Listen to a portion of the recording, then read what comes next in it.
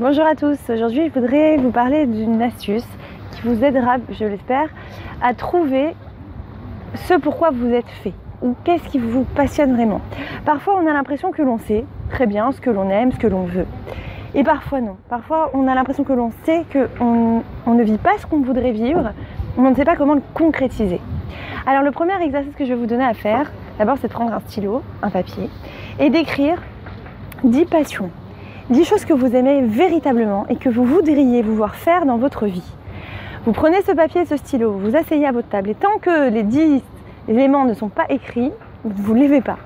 Pourquoi? Parce qu'en fait, les 2-3 premières choses vont arriver très facilement. De manière générale, on sait à peu près ce que l'on aime. Mais ensuite, c'est beaucoup plus compliqué d'en trouver 10. Pourtant, elles sont là. Pourtant, en vous, il y a cette part de vous qui pourrait vous voir réaliser des choses, qui voudrait vous voir réaliser des choses. Et on n'en a pas toujours conscience. Donc en fait, cet exercice vous aidera justement à en prendre conscience et à vous aider à le réaliser.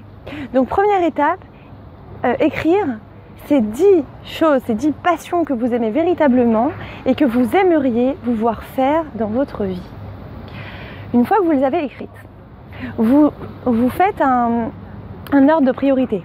Vous notez, vous numérotez ce que vous aimeriez en premier lieu commencer par faire.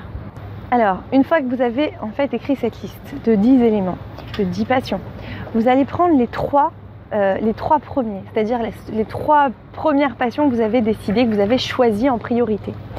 Vous prenez une autre feuille et vous écrivez sur cette liste ces trois passions. Parce qu'en fait, déjà, je voudrais vous dire une chose avant de continuer. Il faut bien comprendre une chose.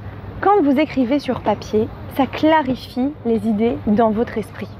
Ça vous permet en fait de visualiser les choses et ça permet à votre cerveau, qui est équipé en réalité pour vous aider à prendre la direction que vous voulez véritablement, à justement vous guider vers le but à atteindre.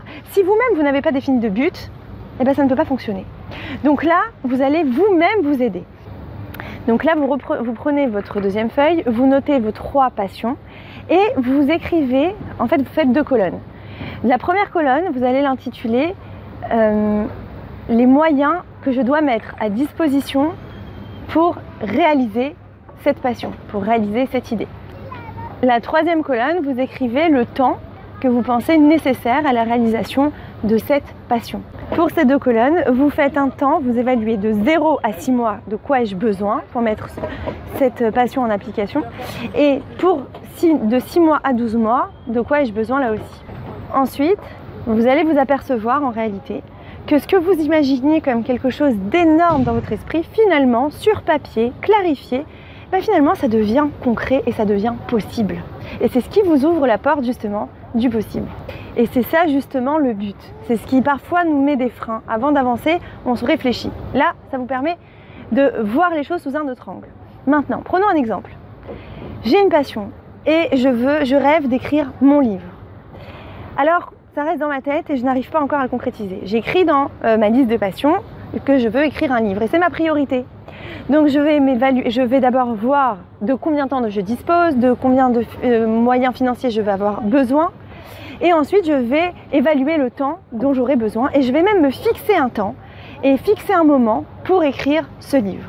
Ça peut être que je me décide, de 0 à 6 mois, je dois avoir écrit 100 pages, par exemple. Mais du coup, ça me donne un objectif à suivre.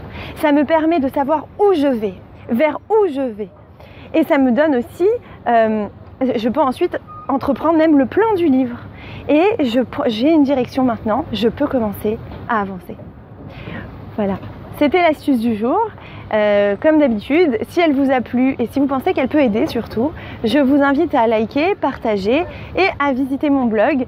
Je vous ai mis le lien dans le descriptif où justement vous êtes libre de recevoir 3 audios techniques sur la confiance en soi. Je vous remercie et vous dis à très bientôt.